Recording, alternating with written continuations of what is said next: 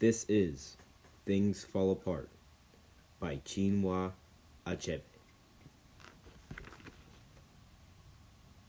Chapter 1 Part 1 Okonkwo was well known throughout the 9 villages and even beyond. His fame rested on the solid personal achievements. As a young man of 18, he had brought honor to his village by throwing Amalines the cat. Amalines was the great warrior who for 7 years was unbeaten, from Umufia to Mbano. He was called the Great Cat because his back would never touch the earth. It was this man that Okonkwo threw in a fight, which the old men agreed was one of the fiercest since the founder of their town engaged the spirit of the wild for 7 days and 7 nights. The drums beat and flutes sang, and the spectators held their breath. Amalnes was a wildly craftsman, but Okonkwo was as slippery as a fish in water. Every nerve and every muscle stood out on their arms, on their backs and their thighs, and almost heard them stretching to breaking point. In the end, Okonkwo threw the cat. That was many years ago, 20 years or more, and during this time, Okonkwo's fame had grown like a bushfire in the Harmattan. He was tall and huge, and his bushy eyebrows and wide nose gave him a very severe look. He breathed heavily, and it was said that, when he slept, his wife and children in their houses could hear him breathe. When he walked, his heels hardly touched the ground, and he seemed to walk on springs, as if he was going to pounce on somebody. And he did pounce on people quite often. He had a slight stammer, and whenever he was angry and could not get his words out quickly enough, he would use his fists. He had no patience with unsuccessful men. He had no patience with his father. Unoka, for it was his father's name, had died 10 years ago. In his day, he was lazy and improvident, and was quite incapable of thinking about tomorrow. If any money came his way, and it seldom did, he immediately brought gourds of palm wine, called round his neighbors, and made merry. He always said that whenever he saw a dead man's mouth, he saw the folly of not eating what one's had in one's lifetime. Unoka was of course a debtor, and he owed every neighbor some money, from a few cowries to quite substantial amounts. He was tall but very thin and had a slight stoop. He wore a haggard and mournful look except when he was drinking or playing his flute. He was very good on his flute, and his happiest moments were the 2 or 3 moons after the harvest, when the village musicians brought down their instruments hung among the fireplace. Unoka would play with them, his face beaming with blessedness and peace. Sometimes another village would ask Unoka's band and their dancing Ijiwu to come and stay with them and teach them their tunes. They would go to such host for as long as 3 or 4 markets, making music and feasting. Unoka loved the God fair and the good fellowship, and he loved this season of the year. When the rains had stopped and the sun rose every morning with dazzling beauty, and it was not too hot either, because the cold and dry Harmattan wind was blowing down from the north. Some years the Harmattan was very severe, and a dense haze hung on the atmosphere. Old men and children would sit round log fires, warming their bodies. Unoka loved it all, and he loved the first kites that returned with the dry season, and the children who sang songs of welcome to them. He would remember his own childhood, how he had often wandered around looking for a kite sailing leisurely against the blue sky. As soon as he found one, he would sing with his whole being, welcoming it back from its long, long journey, and asking it if it had brought home any links of cloth. That was years ago, when he was young. Unoka, the grown-up, was a failure. He was poor, and his wife and children had barely enough to eat. People laughed at him because he was a loafer, and they swore never to lend him money any more money because he never paid back. But Unoka was such a man that he always succeeded in borrowing more and piling up his debts.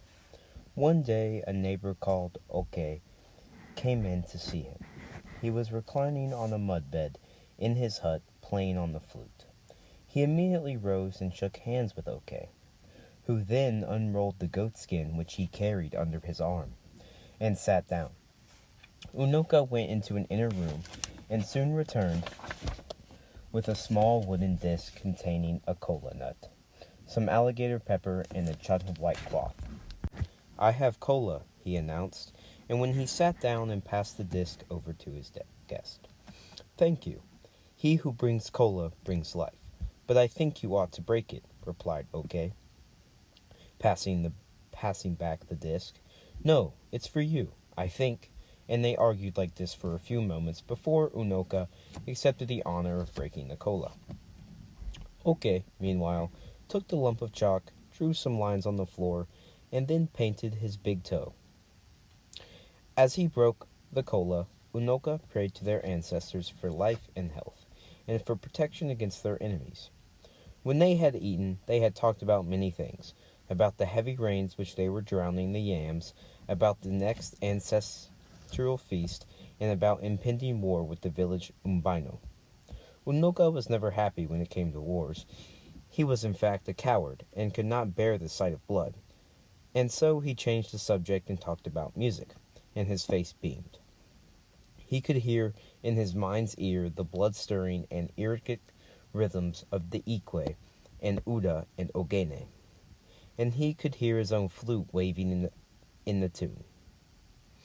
The total effect was gay and brisk, but if one picked out the flute as it went up and down and then broke up into short snatches, one saw there was sorrow and grief there. Okene was also a musician. He played on the ogene, but he was not a failure like Unoka. He had a large barn full of yams and had 3 wives, and now he was going to take the Amadil tile, the 3rd largest in the land. It was a very expensive ceremony, and he was gathering all his resources together. That was in fact the reason why he had come to see Unoka. He cleared his throat and began. "Thank you for the kola. You may have heard the title I intend to take shortly." Having spoken plainly so far, Oke said the next half a dozen sentences in proverbs. Among the Aibo, the art of conversation is regarded very highly, and proverbs are the palm oil which words are eaten. Oke was a great talker, and he spoke for a long time, skirting around the subject and then hitting it finally. In short, he was asking Unoka to return the 200 cowries he had borrowed from him in more than 2 years ago. As soon as Unoka understood what his friend was driving at, he burst out laughing.